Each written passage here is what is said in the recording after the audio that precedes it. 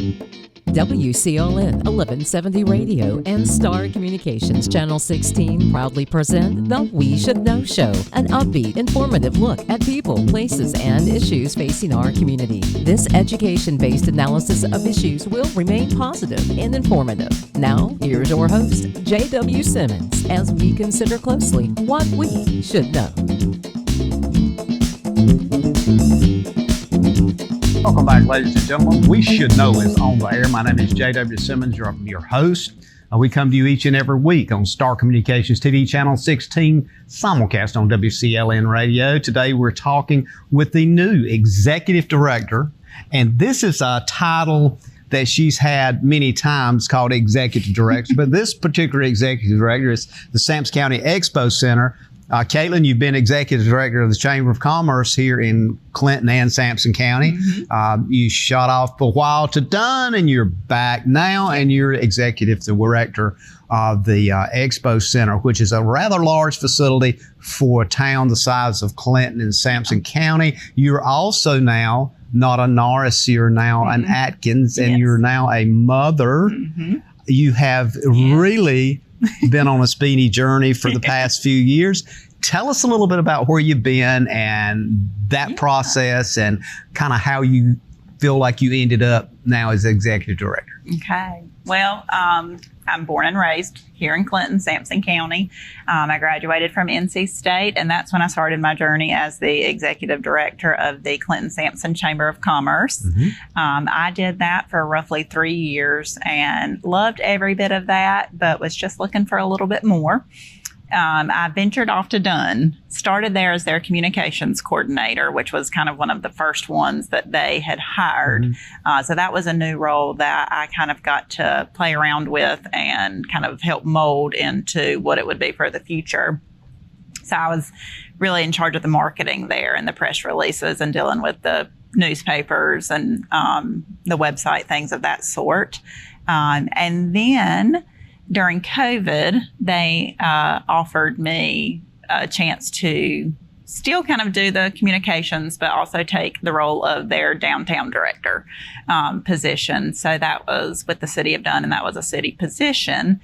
So I was very familiar with working with businesses already with my chamber background, and also working with the board. So I, of course, accepted that and really enjoyed watching Dunn grow and evolve as a downtown during my time there. And then our second child was born. I had a little girl, somewhere in between there, and then our second child was born, and I knew I wanted to come back to Sampson County and to Clinton and to, we were raising a family here, but I wanted to be more involved in the community and where I was from. So I accepted a position here at the Expo Center with Ray Jordan, and I've been here about 1.5 years when he accepted the position as Economic Development Director. And I loved what I did here, so I said, well, let's go for it. Wow. So it's interesting because when I was looking back at your kind of track record, is these doors conveniently seem to open at the most convenient times as well. I'm just lucky. Yeah, I mean, because it's all part of your trilogy, if you will, of effort. But you're exactly right about Dunn. When I look at it, I've had this conversation with a number of folks. Dunn is so strategically located by 95 and the interstate and so forth. It's really a booming town. It is. It has grown exponentially over the last several years, and I was very blessed to be a part of that growth, and especially with their downtown. I mean, I always tell people I feel like the downtown's the heart of the community, and it was great to see that kind of start to take off. So I felt like I left it in a fairly good place, and I'm enjoying seeing what it's growing into now. Well, and I don't know whether to start a conversation with condolences or congratulations, but I'm glad you're Executive Director here. You've got a tremendous job to do. Yes. You're a young mother. You're very capable of doing it. But let's talk about some of the things that's happening. And I look back at the history of this facility, particularly this facility. It was a vision that has been out there for some years and actually opened in June of 1998. So there is a history here. When you walk in now and having a few weeks, if you will, to kind of look at it and decide kind of where you're going, what you want to do. Before we get into talking about what's here, do you see some things that comes to mind for you immediately that you want to accomplish while you are the executive director? Because there's a lot of activities already in play, but then there's some that's going to have your signature on it. Yeah, absolutely. I mean, most people know Ray Jordan, who was here for 26 years, and he brought a number of things to Sampson County. And while those things came, it also ended. And I think that one thing that we desperately need is more of a nightlife here in the county, something that will attract some people to come back here or to move here. So I would love to see some of those things come back, some shows. I would love to see this really come back with a hard boom of the place that you want to have your event here in Sampson County. So I've got, my wheels are turning, and I'm excited to see what we can do and what the next 5 years will essentially hold for this place. When I look at the facility itself, and of course you've got 2 kitchens, and you've got, let's just talk about this structure for a bit, because there may be some folks out there that would think, I've heard of that, or I've been to an event there, but until they look at it through your eyes, it's going to be hard for them to really see not only the complexity of it, but the variety and the kinds of options they have here. So let's look at it from a big picture thing. When you think about it and you back away, you've got yes, a facility, but it's not only the facility, but it's what's inside. It's the technology and all of that. Oh yeah, it has been extremely upgraded with the technology capabilities in the facility. For one, the sound, the speakers, the projectors that have been put into place, the lights. It's very capable to hold any type of event, really.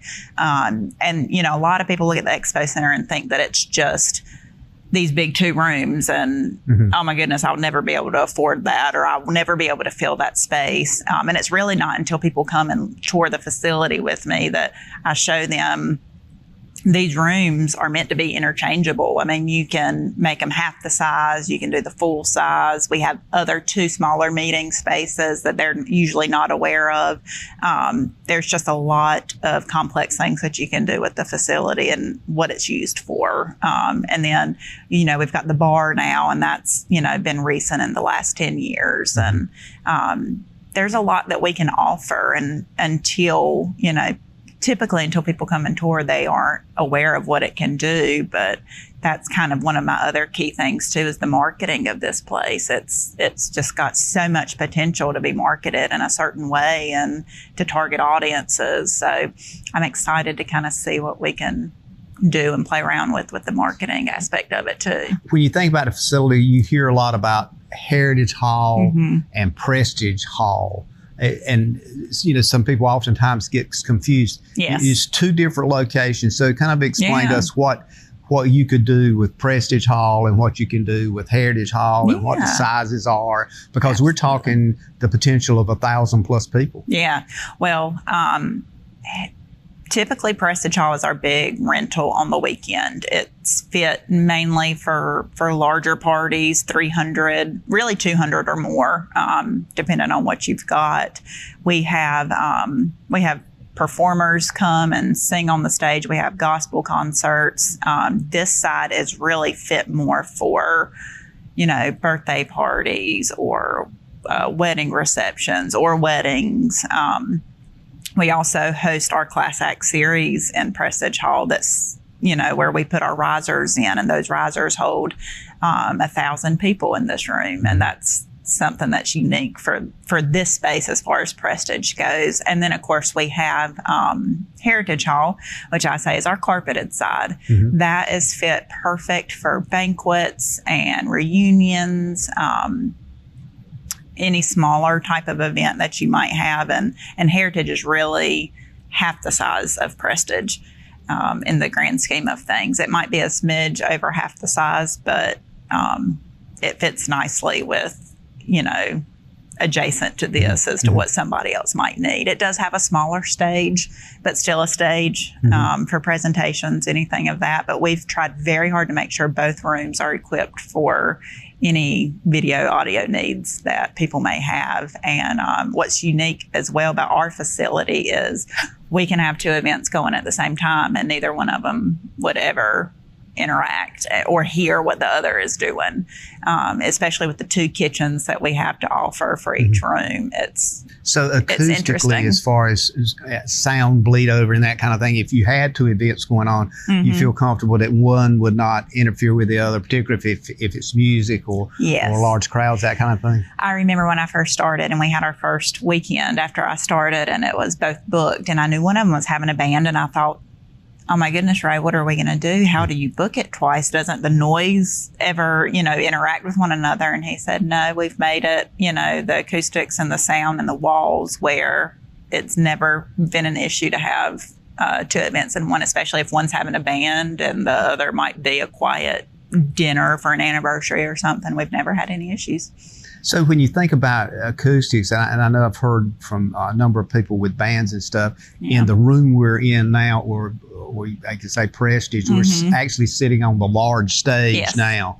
And I've heard some musicians say that oftentimes the acoustics in here is not the best. Is there a way to improve that? And is that something that you have thought about? Yes, there are ways to improve that with things that we could attach to the walls to just kind of make the music bounce a little bit more friendly, absorb some of that echo. We do get that quite a bit in this room. It's just when can we fit it in the budget? Things like that get fairly costly when you're trying to make the acoustics and sound good. And, we've done as best as we can to make it, sound pleasant. And it does. It still sounds pleasant. It's just, it could be, I think everything at some point could be upgraded. And that's one of the things we've talked about is adding panels to the wall to make it sound a little bit more pleasant in here, not so loud and echoey when we have bands or events that have those things. And one of the things I want to do when we come back from this break is kind of get into a little bit that, and you just alluded to it, is that budget aspect and the volume that it takes to run this operation. Yeah. And a lot of folks may think, well, it's it pays for itself and that kind of thing, but oftentimes that's not the case. So I'm going to kind of follow up on that. Ladies and gentlemen, we'll be back in a moment. We're talking about the Expo Center here in Clinton, North Carolina. We're talking with the executive director. Experiencing slow internet? If you have a fast internet package, the problem is most likely your wireless router. With more devices using Wi-Fi, your wireless router may not be able to deliver the speed and coverage you need. We now have the leading solution to enhance your internet experience. Using small devices in a mesh network, these Wi-Fi appliances cover just about any size home so that all your devices can operate to their fullest potential. Whole home Wi-Fi from Star Communications. Get the most out of your internet connection. If you run a business, you need sales. To get sales, you need customers. To get customers, you need exposure. Let our team of experts craft and produce the perfect video ad to reach your intended audience while making the most of your advertising dollars. Call 1-800-706-6538 or visit starcom.net to contact our Star Communications production team and get your business moving to the next level. Welcome back, ladies and gentlemen. We Should Know's on there. I'm J.W. Simmons, your host. Pleased to be with you today. We're talking with Kaitlin Adkins, and she is the executive director of the Expo Center in Clinton. As we went to break a while ago, that big title, Agra Exhibition Center, and the Agra is still there in the background, but we've kind of shortened it a bit for folks to remember Exhibition Center or Expo Center. So as we look at that, and the interesting thing is there was this, I think, some folks' vision going forward that once this facility was up and running and it was no longer a bowling alley and all this kind of thing, and a lot of folks have forgotten that, but that it would become somewhat self-sustaining. In your experience, is that a feasible reality in today's world, or is it always going to have some occasional support through federal funds or state funds or county funds? I never say never, but for right now, it's got to have some support with it. I think a goal, and always a goal, is to book it more throughout the year than it was the previous year, but it definitely needs a little bit of help. It's a lot of upkeep to keep up a building of this magnitude and this size. You don't just think of all the things that might need to be replaced or refurbished, but the machines that come with it, or the water and electricity, things of that sort. But there is room, though, for there to be some improvement on how we, not necessarily charge for things, but where we may need to improve some things so it can eventually maybe become more self-sufficient. But for right now, it does need some support, but not as much as people would probably think. Yeah. Now, when I think about that too, oftentimes the question comes up, when you think about the Expo Center, they look at it maybe as we've just explained, these two large rooms. And as you were talking about, there's a lot of smaller pieces, but at the same time, there's other offices housed here other than just your office and the assistant that works here. And let's talk about those, because you used to occupy one of those offices. Yes. So we also have the Chamber of Commerce. The Clinton-Sampson Chamber of Commerce is housed here, as well as the Convention and Visitors Bureau is housed here. So that's 3 additional positions right there, 2 at the Chamber and 1 with the CVB that's occupied some smaller spaces in our office setting. And a lot of people don't even know that we have that office setting back there. They assume, you come into these big doors or you go into Heritage big doors. But we do. We have that setting there, and we've got a great boardroom that they meet in and we meet in. And we also have a smaller expo room that's utilized with its own separate bathrooms. And a lot of people don't even realize that that's a space. But we all occupy these offices here, and it's always been fun to work together in some sort of capacity with all of them, because we all intertwine in some way. One of the things I want to kind of touch on too, and this is kind of fresh in my mind. I just recently had a show with the emergency management people about disasters and hurricanes and that kind of thing. This facility also has been used in the past in a situation where there is no other physical assets around. This been used as a disaster kind of relief area, either for food distribution and that kind of thing. Is that still part of the role of the Expo Center? Yes, it is. Anytime there is a natural disaster, we don't necessarily open as a shelter, but we are one that houses, the linemen or the first responders that come out of town to help our county. And we also are the food distribution center with the spaces that we offer.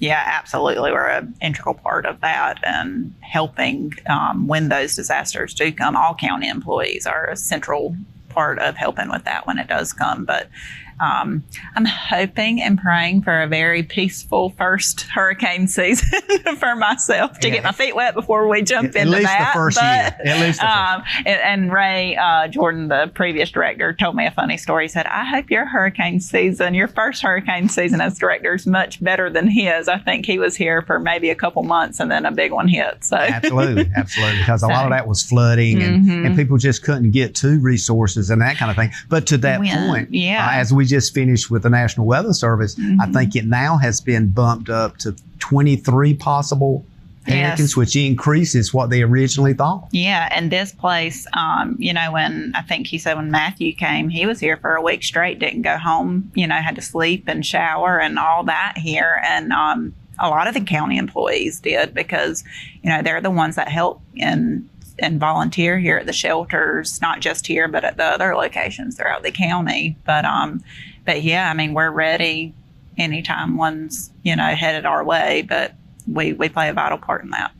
Kaitlin, a while ago, as kind of intro, and you talked about coming back to Sampson County, the Exposition Center here recognizes a lot of that kind of return, and I think part of it is just the geographics. Yeah. If you look at it on that map of eastern North Carolina, if somebody's having an event, or if it's a large company and they want to bring people together, this is the perfect kind of compass location, if you will, that they could pull from a huge number of counties surrounding. Absolutely. And I'll say I just met with I guess you would say the Rotary president for a certain district in North Carolina yesterday, and they're going to house an event here the beginning of next year because we are a centralized location and they can reach, multiple different counties to meet here. And to my knowledge, it was the first time that they were going to book with us. And I just found that interesting. And I thought, we do get some of that, but to hear all the counties on the eastern side that they cover and that they chose here to be their centralized location, I told them, I said, we'd love to have you every year. I mean, we're here to host people, and to have you here and Absolutely. To be a center for those types of events. I think and that's a good example because one of the things I think that gives that is a reality is because we've got assets here that are involved in Rotary Club, for example. We'll use that as an example. Yeah. And those folks that were involved in it were involved in it on a district level. So they would easily tout, we've got the place. And that's what I hear you saying. You want people to be very conversation and promotion oriented about the Civic Center. Yes. And it's funny because when I asked how we came about, how the Expo Center became a focal point of conversation to house their awards event.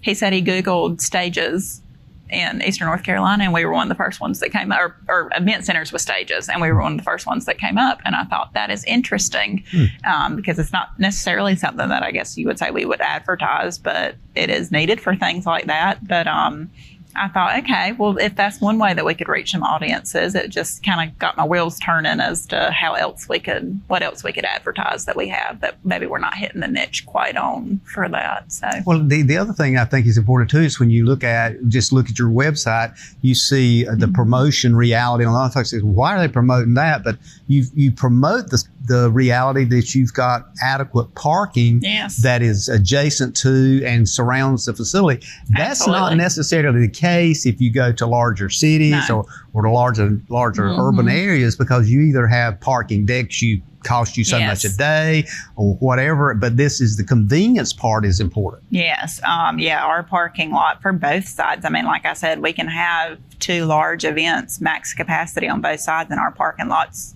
equipped to handle that. And then, a lot of people utilize that for all different sorts of things. Ag Day utilizes it for their big crowd that they draw. And the parking lot's utilized for all those vendor spaces. And Smithfield utilizes it for their big family day. I mean, it's not just the inside that's, eye-catching to a lot of people. It's what we can offer as far as what's outside the building too.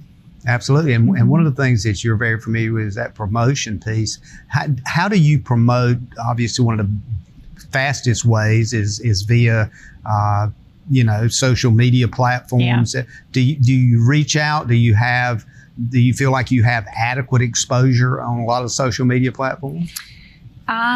We do have a Facebook page, and I had dabbled a little bit into creating the Instagram and some other different social media outlets, but that is one big push that I'd like to kind of bring into play as a director is the marketing piece for this. Everything's always evolving and it needs to be advertised a lot more. Some great, photos of the events that we have going on here and the capabilities of this place, because until people see it actively being used, it's hard to let people know what you can offer. So that's kind of a big thing on my to-do list as the director, is to kind of get the exposure out through different social media. It always comes up in any of the websites you look at, particularly if you're traveling somewhere, and it's a logical question, is the adequacy of overnight stay, if somebody needs to stay overnight. Do you feel like we do a reasonable job for the size town, or would it be nice to have additional either hotel or B&Bs in the area? It would always be nice to have additional, hotels and bed and breakfast and Airbnbs. And I think that that's, evolving as well. Airbnbs and all the, VRBO rentals that are going on, that's coming into Sampson County. And I know a lot that are successful with that here, but But yeah, I mean, I think we do a pretty good job of places for guests to stay that we've got, you know, with what we're working with already. You know, you've got the Ashford Inn that's, you know, if you wanted more of a quiet, small, historic place to stay. And then you've got the Days Inn and the Inn at Clinton and places like that. But I feel, you know, most assured that any artist or any tourist or anybody that comes to Sampson County is comfortable with staying in. One of the things I want to talk about when we come back from this break is kind of get into this, what has been touted as the personal attention you get here versus oftentimes if it's a much larger venue, they have people, you might have somebody assigned to you, but here you get to talk to the executive director and somebody to work with you and try to make things happen. So let's kind of touch on that. Ladies and gentlemen, we'll be back in a moment. We're talking about the Expo Center here in Clinton, North Carolina. We're talking with the executive director. Computer viruses, malware, and ransomware are out there. They're dangerous, and they can steal your identity and damage your equipment. Star Communications is now offering Protect IQ. The service adds an extra layer of protection to every device connected to your network. Working quietly in the background, Star can help you protect yourself from the inside out with Protect IQ. Call Star today and take advantage of this free service when you sign up for whole home Wi-Fi with Star Communications.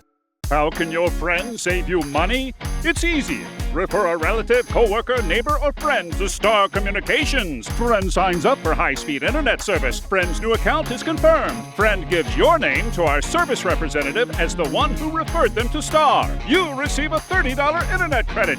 It's just that simple. And even better, receive a $30 internet credit for every referral that results in a new confirmed account. High-speed internet from Star Communications. Refer a friend today. Welcome to Sampson County Expo Center, a state-of-the-art event and meeting facility conveniently located in Clinton, North Carolina, just over an hour south of Raleigh and an hour north of Wilmington off I-40. Situated within walking distance of Clinton's charming historic downtown district, our 30,000 square foot complex has 463 parking spaces, including handicapped accessible, and is host to over 380 functions and events annually. Our facility has 4 main meeting spaces, including Prestige Hall, our largest meeting space. Seating up to 900 people, the space features state-of-the-art AV equipment, cameras for filming speakers on the stage, projection screens, as well as a bar and caterer's kitchen. It's ideal for a variety of events, including wedding receptions, banquets, seminars, concerts, and trade shows. Our 3 smaller conference rooms include an elegantly appointed boardroom and are equipped with free Wi-Fi, a convenient built-in computer, as well as drop-down screens. These rooms are versatile and can be reconfigured into 6 spaces, accommodating from 10 to up to 45 guests. The Sampson County Expo Center is an active and vibrant community hub and is host to many local events and community service programs throughout the year, as well as being home to the Clinton-Sampson Chamber of Commerce and the Sampson County Convention and Visitors Bureau. We invite you to consider the Sampson County Expo Center when planning your next event. We have over 120 hotel rooms, a beautiful bed and breakfast, and plenty of eateries located nearby, as well as the Sampson County History Museum Village, a true Eastern North Carolina treasure. We look forward to seeing you in Sampson County. Welcome back, ladies and gentlemen. We Should Know is on the air. J.W. Simmons here, your host. We're talking with Kaitlin Adkins. Kaitlin, Executive Director is your title. A new position already in, I would say, neck deep already. You're already taking on that responsibility. The big thing that maybe folks need to understand is that you will do whatever possible, underline that word twice, to help them fit their venue event in here or do whatever you can. But there are certain limitations, and I want to talk about some of those limitations that may be there. And oftentimes I think it's better to hear it from you as the person in charge than to wait 2 or 3 months and somebody says, well, I was expecting this or I was expecting that. So Yeah, I mean, being here a year and a half and working very closely with the clients, there's a lot of things that we do offer, but there's a lot of things that we can't offer. I mean, we're a 2-person staff. You've got me, the executive director, and then the event services manager. And when you're dealing with, 300 events a year, that's a lot for 2 people to handle. And we do the best that we can with what we've got, but there's a lot of things we can't offer. A lot of venues have all the rental things, the linens, the chargers, decor of their own. And that's just something that 2 people, as of right now, really can't maintain. Mm-hmm. So those are some things that we don't offer. We do offer turnkey events, but for the most part, we have to, get that out to other vendors within the county. And we get all sorts of requests. We've had circuses that want to come. We've had wrestling matches, things like that. Yeah. And we would love to do a lot of things like that, but it's just our space is not necessarily equipped for that, or there's all sorts of regulations, insurance, all these things that you may need that, being a government county facility may just not can work with. But for the most part, I'm usually always up for trying to fit everybody's event here at the Expo Center in some sort of capacity. Wow. And I think it's interesting too, you just mentioned that basically this place gets booked up. Yes. So the encouraging words is that's a huge plus. Oh, yes. The downside of that for people that's thinking about doing something 6 months from now or 9 months from now, you need to go ahead and make that decision and call and say, I need to get a deposit in or what have you, because it could be booked. Absolutely. And, we're in July of 2024. And if somebody calls for a Saturday, I don't really even have to look. We're about booked up for every single Saturday from here on out. And this year is a unique year with the elections utilizing the facility at both parts of, the beginning and towards the end of this year. But, it's been a big boom. I mean, this year, and we're booking into 2025, and we'll never go a year before, what it's supposed to be. So we're not even quite into 2026 yet, but I've had, several calls to book for 2026. And wow. It's interesting. I was very surprised with the amount of people. And then you get some that call and want an event next month and are surprised that we're booked. But our weekends stay, fairly booked throughout the year. So those are the first dates that typically go with us. And the next dates are the business meetings that go on during the week here. So the weekends usually get booked then the days of the week, like Monday through Friday. Yes. Typically, what is the least booked day of the week? Monday is typically the least booked day of the week, yes. Monday is pretty much the least booked. Nobody really wants to start a big conference or anything quite on a Monday. So if we have something like that, it'll usually start on a Tuesday through a Thursday, or even sometimes through a Friday. But Mondays are typically our least booked day, which is a little bit of a blessing for us, because the weekend, when it requires the bar and stuff, the amount of things that we have to do on a Monday to kind of wrap up the previous weekend can be a lot. So that's kind of a blessing in disguise, but we always welcome a booking on a Monday if it comes to it. Well, and I think you know this because you've been here and participated, and you knew it going in, but for folks listening, they probably just started thinking, this young lady has just bought herself a 7-day-a-week job. And I got that question a lot. Like, are you sure you want to do that with family at home? But this place, I mean, if you let it can be like a second home. And my daughter loves to spend time here. If, after work, if I need to stay late, she loves coming here and just kind of playing or running through the rooms or whatever it might be. Mm-hmm. But it's an on-the-call 7 days a week, 24 hours a day position. And I got a little taste of that when I was the event services manager in general. But yeah, I mean, I think a few weekends ago, the fire alarm was pulled twice, firemen come out. It's things like that even happen on the weekend where you have to be on call 24/7. What do you see going forward for you? And we've talked a little bit about the physical structure. We've talked about marketing a little bit, but going forward, is there things that maybe you would like to see added here as far as the property, and when you look at the property, the parking lot, the building, is there adjacent property here that the county owns, that if there was a need to put up something else that it's there, or is this pretty much all? No, there is land adjacent to the building, and that is something that I feel like has been in the works for years as to what can we do with that land, like how can we utilize that to kind of piggyback off of what we do here. So many ideas come to mind when we can do that. A main one would be like kind of a pavilion type of venue out there for concerts, or to maybe host a Live After 5, or a number of things, and that's a blessing because ag, they utilize it a little bit when they do have Ag Day, but it just scratches the surface as to what could be out there, and that's something that I would love to see developed over the next several years, because it's needed. We've got a great facility here, but who wouldn't want to add to it with something else that would draw in another type of crowd? So I'm excited for that. It's also, I think, interesting, particularly as you look at it from that particular angle, because it's almost like this facility and what you're doing is tied to a lot of other promotional areas, to include what you used to do, Clinton Sampson Chamber of Commerce and tourism, and companies that are looking to promote their company, or to even do testing to see if this is a viable geographical area. So it actually ties to economic development. Yeah, it does.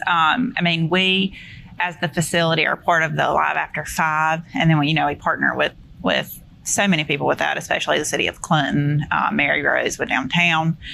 We do the big class acts where we, involve businesses in the community as well as individuals to promote, that and their business. But I am, in any position I have been in, I've been all about collaboration. I think that to be a successful town, you need to piggyback off of each other. So, any little thing that I feel like I could collaborate with somebody on, do like a big group effort for something, I think would benefit greatly.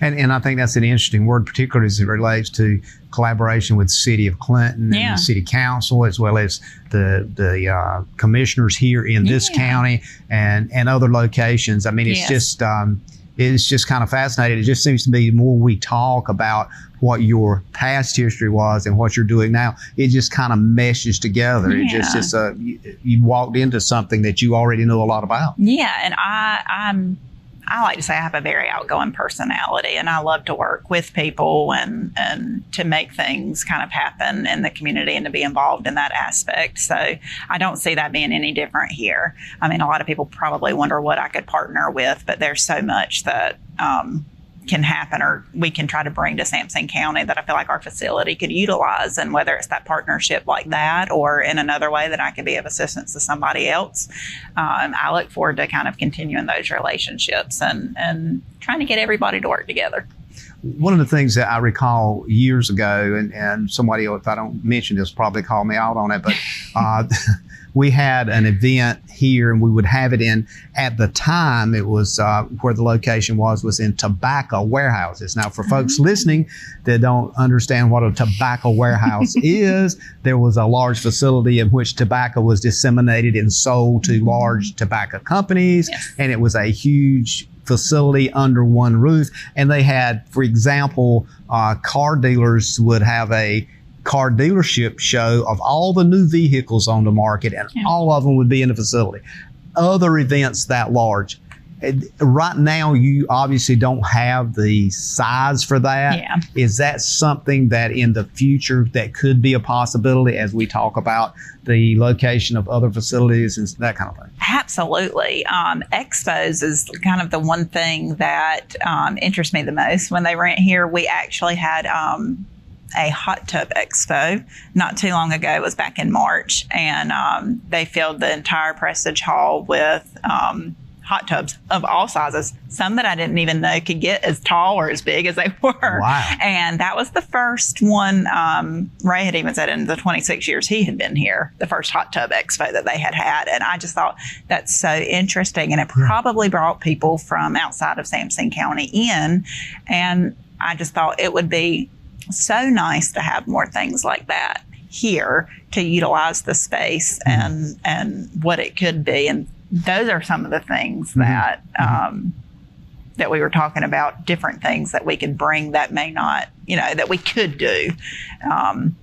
So I feel like unique and interesting things like that are things that we're looking, to try to grasp and to bring here. Is there like an affiliation statewide or maybe nationally that is people that have, I'll call it ownership and responsibility facilities of this nature that meet regularly to go over maybe things they've done? Is there online meetings? Is there partnerships in North Carolina? And hold the answer to this question because we're going to go to break. Right. But I'm really looking here for how do you tap into new visions? And that's a big deal today. And you just alluded to it, is tapping into visions that maybe you don't see or people in this area see. Yeah. And as we come back from break, we'll kind of get into that. Ladies and gentlemen, stay tuned. We'll be back in one moment. Providing fewer commutes, more backyard offices, and crystal clear meetings. Providing less, you froze up, and more presence in your presentations. Providing a better internet experience. Providing possible. You're out for an evening on the town. Finally a chance to relax and forget that you left your front door completely unlocked. Fortunately, you just installed a security system from Star Communications. With just your cell phone, you can check on your house, lock it down, light it up, and get back to relaxing. You forgot to put Buster in his crate. Unfortunately, we can't help with that. Security and automation from Star Communications. Call today to find out more. Welcome to Cork and Brew Roseboro, where you can enjoy your favorite coffee, fraps, smoothies, bakery items, sandwiches, and select beer and wines while reconnecting with friends and family. Sit down and enjoy the experience. Come on by and give us a try. The average American household has 17 devices connected to the internet. With more and more devices able to get online, you may need to increase your internet speed. Call Star Communications today and let us help you select the package that's right for you. Welcome back, ladies and gentlemen. Coming up on the last part of the show, known as We Should Know. My name is J.W. Simmons, your host. Thank you for being with us today. We're talking with Kaitlin Adkins. Kaitlin, Executive Director, your title. You've had that title before, but it was the Chamber of Commerce. Now is the Expo Center in Clinton, North Carolina. As we went to break, I kind of positioned ourselves to come back and touch on how technology is going to change not only the way you operate here, but change the expectation of what you have to have here to survive. And I say that in the sense of not only the kinds of events you bring in, but what folks will expect you to have in place. And we mentioned budget. That's going to be a huge budget item. So expand on that for us and help us understand so folks can start wrapping their heads around that. And maybe we've got some of our politicians listening as well. Yeah, absolutely. So, I mean, COVID kind of changed that game for everybody. You had to be able to do things virtually. And even with events that we still have, we have, people that want to live stream or offer it online some way. And the biggest thing for us is the accessibility to that. Whether it be a faster internet speed, with what we can offer, with being a government facility, there's certain things we can't get about, certain things, we can. But technology is always evolving, and it's going to be probably more of the expensive line item that we're going to have to look at in the next several years as everything is evolving in that aspect. So it'll be expensive, but it'll be necessary. Yeah, and I tend to agree with that. One of the things that strikes me, and some of this stuff is kind of not new by any means, it's been out there, but I hear a lot of folks like people that's on the other side of this camera today, I hear words like the Ethernet and speed capability of doing live shows and so forth. It demands that. It's not like, well, can we do it? The big question oftentimes, or response I get, we might not have the equipment to do it. And that's what I hear you saying is the same thing. Yeah. I mean, we have capabilities to do some to a certain extent, but I'm getting that a lot more as a question before I even rent the facility, before they decide that this is the facility that they want, especially with larger, bigger events. A lot of church, events that come here, which people would be surprised, these larger church that, have different segments. I mean, even all the way down to Florida, when they come in, they want to do a full tour, technology tour before they even want to book here. Just to make sure that we've look, not just at technology. To make sure that we've got the capability to house what they need, and so far we've gotten by with it, but that's something that's definitely expanding and that we'll have to make sure that we keep up with. Do you feel sometimes that if you, and again, obviously you're young enough to understand this even better than I guess people like me, but the reality is if you don't get behind this and have it there, that by not having it, you're already behind 2 or 3 years, and at some point in time, I don't know, do you ever get caught up? Yeah, I mean, I think that's with everything. I mean, nowadays, if you're not on it before it's out, then you're already behind. And I mean, technology, it's expensive, and once you get one thing, that's a component for something else that might, somebody might create in the next year, and then we've got to have that, and it's a continuous moving part for us here, and these sound equipments and all of these, technology things that we need is expensive, and it's whether we've got it in the budget for the fiscal year, whether we don't, as if we get it or not. And, we do our best to stay as advanced as we can, but that's always a moving part.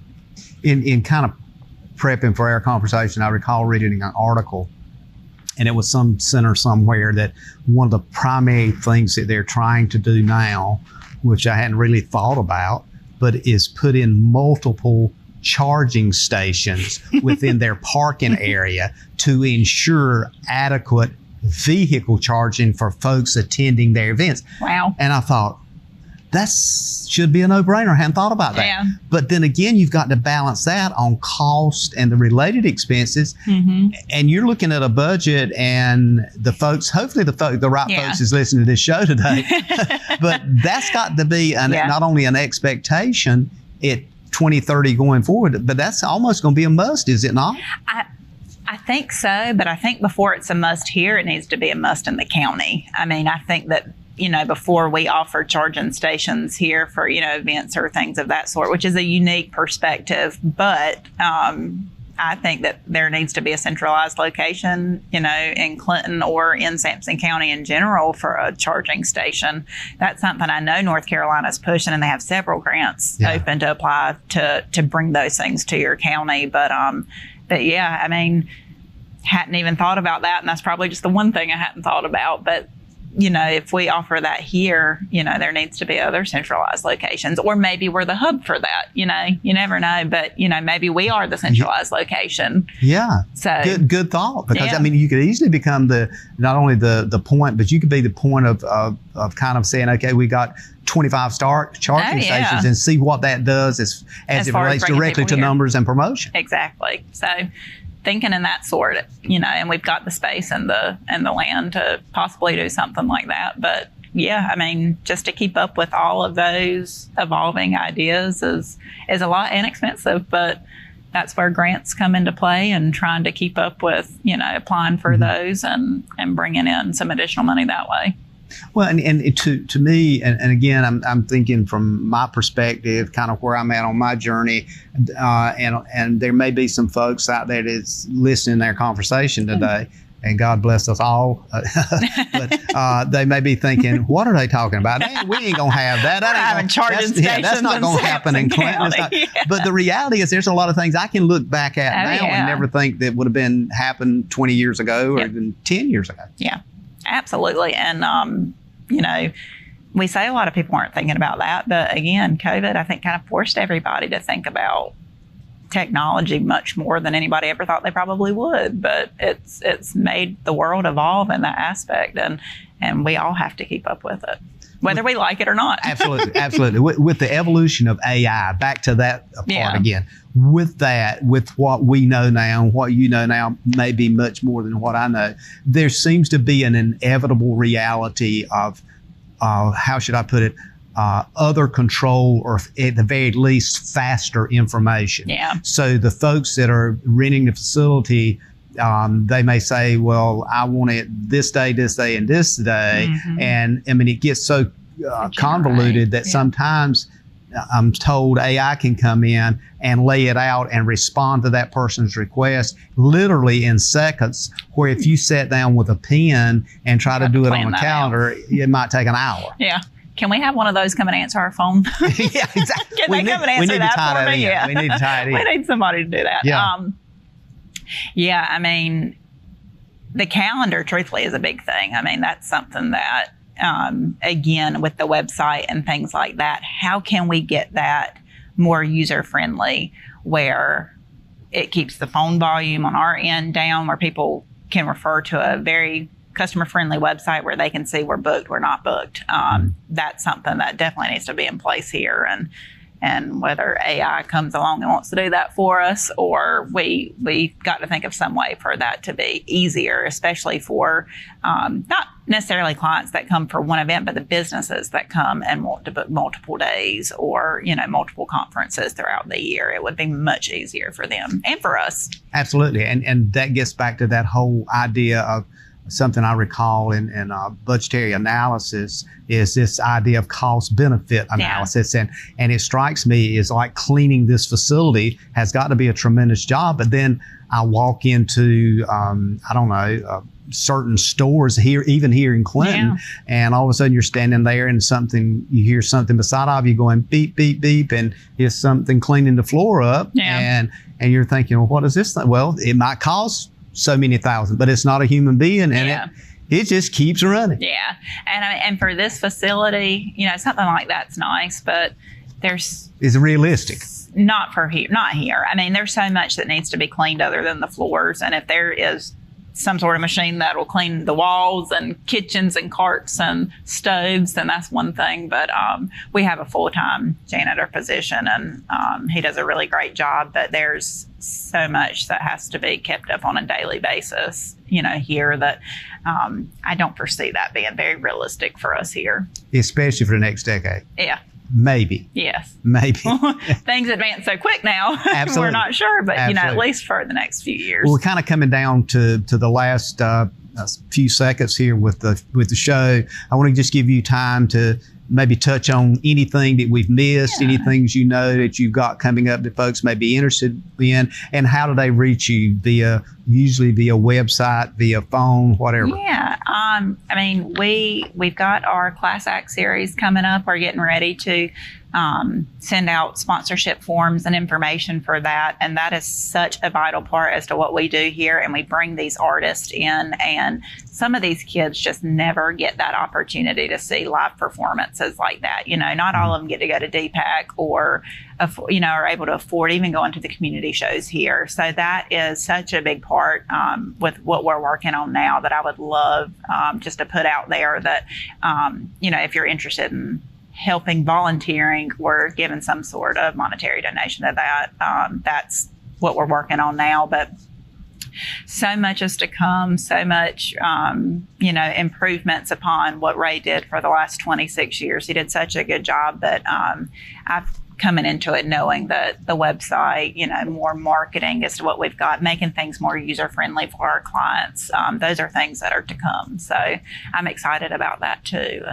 And of course, we've got a Live After 5 coming up next month, and that'll be the Band of Oz, I'm pretty sure on August 22nd. So everybody should come out for that. Absolutely. And we tried to skip this July hot weather, which is great. So want to thank you for taking time to sit down and talk to us today. Know you got a busy schedule. Look forward to having you back. And I'll just tell folks to stay tuned. We'll be seeing you again. Ladies and gentlemen, thank you for being with us today. We look forward to seeing you again next week right here. And as always, may God bless. Thank Thank you for tuning in to this week's episode of We Should Know with host J.W. Simmons. If you have a question, comment, or suggestion regarding this or any episode, please send your emails to weshouldknowedu@gmail.com. And remember to tune in every Tuesday at 2:30 for another informative episode of We Should Know.